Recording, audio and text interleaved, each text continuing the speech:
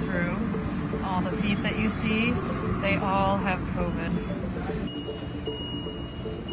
The frustrating thing about all of this is it really just feels like it's too little too late. Like we knew it was coming.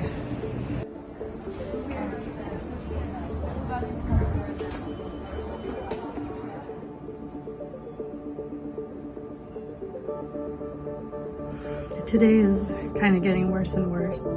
We had to get a refrigerated truck to store the bodies of patients who are dying. We are right now scrambling to try to get a few additional ventilators or even CPAP machines.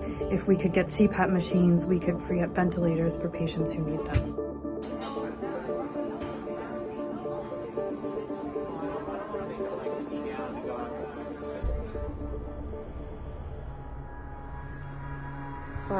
Five ventilators. Oh my God.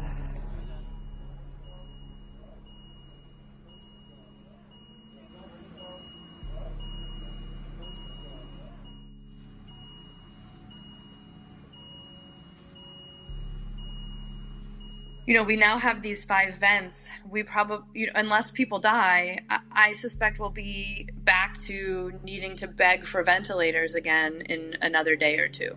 There's a mythical 100 vents out there, which we haven't seen.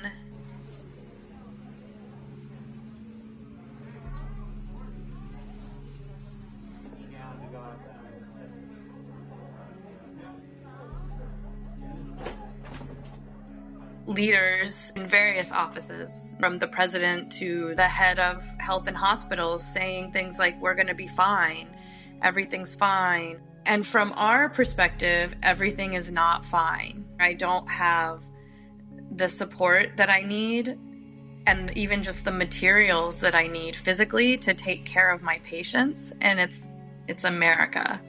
And we're supposed to be a first world country. On a regular day, my emergency department's volume is pretty high. It's about 200 people a day. Now we're seeing 400 or more people a day. At first, we were trying to isolate patients with cough and fever and be more careful around them, but we weren't necessarily being extra careful around all the other patients. And then we started to realize that patients who were coming in with no fever but abdominal pain actually had findings on their x-rays and chest CTs that were consistent with this coronavirus, COVID-19. So someone in a car accident gets brought in, and we get a CT scan of them, and their lungs look like they have coronavirus. We were seeing a lot of patients who probably had COVID, but we didn't realize. 10 residents and also many of our nurses and a few of the attending physicians got sick. The anxiety of this situation is really overwhelming. You know, all of the doctors, it's hard for us to get tested even if we want to, even if we have symptoms. We're exposed over and over again. We don't have the protective equipment that we should have. I put on one N95 mask in the morning. I need to have that N95 mask on for every patient I see. I don't take it off all day. The N95 mask I wore today is also the N95 mask I wore on Friday. We're always worried that we'll be out of N95 masks.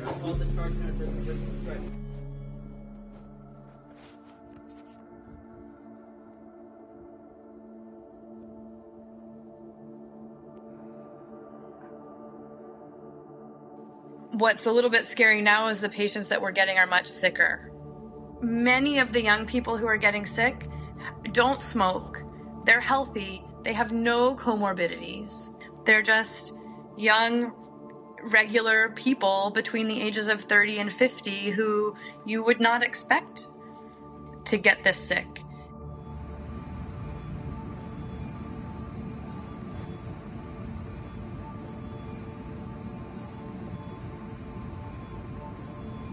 So many people are saying it's going to be okay, everything's fine, we have what we need. And if this goes on for a month or 2 or 3 or 5 like it did in China, and we're already this strained, we don't have what we need. I don't really care if I get in trouble for speaking to the media. I want people to know that this is bad. People are dying. We don't have the tools that we need in the emergency department and in the hospital to take care of them. And it's really hard.